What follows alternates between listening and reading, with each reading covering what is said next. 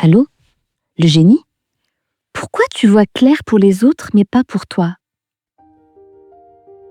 Voilà ce que j'observe en moi et que tu connais probablement aussi. Quand je suis avec quelqu'un d'autre, je suis centrée, posée, disponible, à l'écoute. Mes émotions ne prennent pas toute la place. L'air est clair, je vois loin. Mais quand c'est moi, je suis dedans, complètement, prise par mes émotions, par mes peurs, par mon histoire. Et là, tout est flou, un brouillard émotionnel qui ne ressemble à rien de dehors, mais qui, de l'intérieur, efface tout le reste. Ce n'est pas une métaphore poétique, c'est une réalité neurobiologique. Lorsqu'une situation nous concerne directement, l'activation émotionnelle concentre des ressources cognitives. C'est le flooding émotionnel.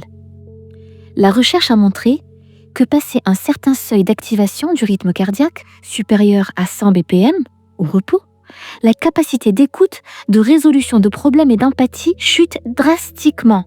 On ne pense plus, on réagit. Donner un conseil, c'est opérer depuis l'extérieur du brouillard. Vivre une situation, c'est être dedans. Entre les deux, il y a des milliards de neurones qui font de leur mieux, mais pas dans les mêmes conditions. Et maintenant, quelque chose d'encore plus spécifique. Le brouillard n'est pas le même avec tout le monde. Avec mes enfants, avec mon partenaire, avec ma mère, avec mon meilleur ami. Là, le brouillard est plus dense, beaucoup plus.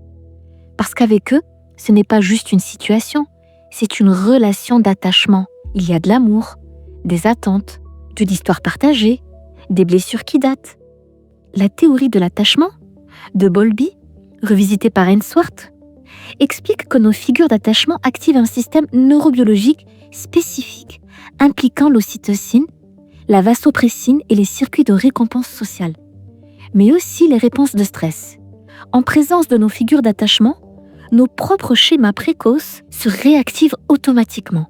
Ce n'est pas de la faiblesse, c'est de la biologie de l'amour. Et il y a quelque chose de particulier avec les enfants. Je ne suis plus simplement une personne qui conseille, je suis une figure d'attachement. Ce que je dis ne passe pas par le même filtre. Ça touche plus profond. Ça crée parfois de la résistance, parce que la relation elle-même est chargée.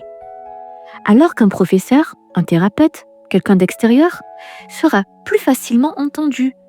Pas parce qu'il voit mieux, mais parce que le brouillard entre eux est moins dense.